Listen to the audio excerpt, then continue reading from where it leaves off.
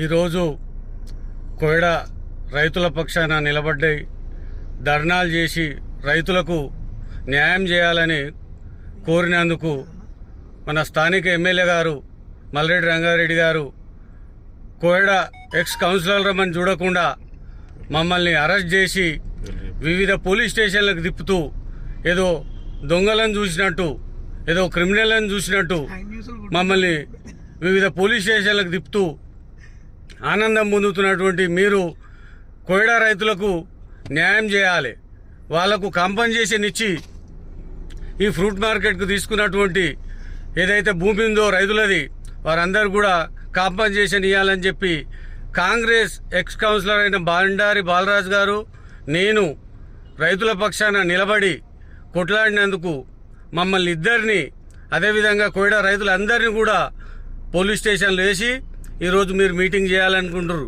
కానీ మమ్మల్ని అరెస్ట్ చేసినా పర్వాలేదు, మీరు మాత్రం రైతులకు న్యాయం చేయాలి, వాళ్ళకు కాంపన్సేషన్ ఇవ్వాలి. మీకు 10 సంవత్సరాలు మీ వెంట ఉండి మిమ్మల్ని గెలిపించినందుకు మాకు ఇస్తున్నటువంటి బహుమతిగా మేము దీన్ని భావిస్తున్నాం. అయినా మీరు రైతులకు న్యాయం చేస్తే మిమ్మల్ని మేము ఖచ్చితంగా గుర్తుపెట్టుకుంటాం, అభినందిస్తాం. కానీ మమ్మల్ని అరెస్ట్ చేసి మీరు సాధించేది ఏం లేదు. రైతులకు న్యాయం చేయాలని డిమాండ్ చేస్తున్నాం. మల్రెడ్డి రామరెడ్డి అన్న మీకు ఏం అన్యాయం చేసినామన్నా? మేము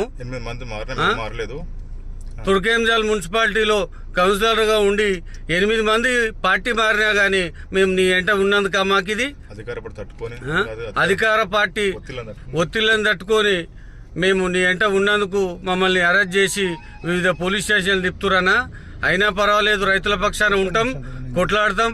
భవిష్యత్తులో మీరు ఈరోజు ఏదో ఓపెనింగ్ చేస్తున్నాం అనుకుంటారు ఫ్రూట్ మార్కెట్, అయినా సరే మేము రైతుల పక్షాన్ని నిలబడి కొట్లాడుతూనే ఉంటాం. వాళ్ళ కాంపన్సేషన్ ఇచ్చే వరకు ఖచ్చితంగా మేము ప్రజల పక్షాన నిలబడతాం. ఇదేనా అన్న ప్రజాపాలన అంటే? ఇదేనా ఎమ్మెల్యే గారు? ఇదేనా ప్రజాపాలన అంటే? రైతులకు అన్యాయం చేసేదేనా ప్రజాపాలన? కోయడ రైతులు ఏం అన్యాయం చేసారు మీకు? తొర్రూరు గ్రామ పంచాయతీలో ఇంతకుముందుకు ఉన్నటువంటి ఎమ్మెల్యే గారు ప్లాట్లు పంచలేదా? రైతుల భూములు తీసుకొని రాగన్నగూడలో ఇయ్యలేదా? తుర్కేంజాల్లో ఇయ్యలేదా? మరి కోయడలు ఎందుకు ఇయ్యారు మాకు? మా రైతులు ఏం అన్యాయం చేసిరు? మీకు 800 ఓట్ల లీడ్ ఇచ్చిరు. మీకు మొన్న మీరు గెలవనీకే కారణమైనటువంటి రైతులను పక్కన పెట్టి మీరు ఈరోజు బయటికెళ్ళి తెచ్చిన కిరాయి మనుషులను తీసుకొచ్చి మీరు పార్టీ మీటింగ్ పెట్టుకుంటున్నారు, రైతు మీటింగ్ పెట్టుకుంటున్నారు. రైతులంతా నాగోల్ పోలీస్ స్టేషన్, ఐత్నార్ పోలీస్ స్టేషన్లో ఉంటే మీరు మాత్రం మా భూములలో ఉండి, మా రైతుల భూములలో ఉండి మీరు మీటింగ్లు పెట్టుకుంటున్నారు. అయినా సరే మీరు రైతులకు న్యాయం చేయాలని చెప్పి డిమాండ్ చేస్తున్నాం. ఖచ్చితంగా మేము రైతుల పక్షాన ఉండి కొట్లాడుతూనే ఉంటాం. మా మీద ఎన్ని కేసులు పెట్టినా సరే, గతంలో అబ్దుల్లాపూర్ మెట్లో నా మీద బండారు బాలరాజు మీద కేసులు చేసినారు, కందాల బల్దేవరెడ్డి గారి పైన కేసులు పెట్టినారు. అయినా సరే మళ్ళీ కేసులు చేసినా సరే మేము రైతుల పక్షాన ఉండి పోరాటం చేస్తాం. రైతులకు న్యాయం జరిగే వరకు మేము పోరాడుతూనే ఉంటామని చెప్పి తెలియజేస్తూ, కాంగ్రెస్ పార్టీ కౌన్సిలర్లము కార్యకర్తలము మమ్మల్ని అరెస్ట్ చేపిస్తున్నామన్న మీరు ఖచ్చితంగా దీని మీద పునరాలోచన చేయాలి.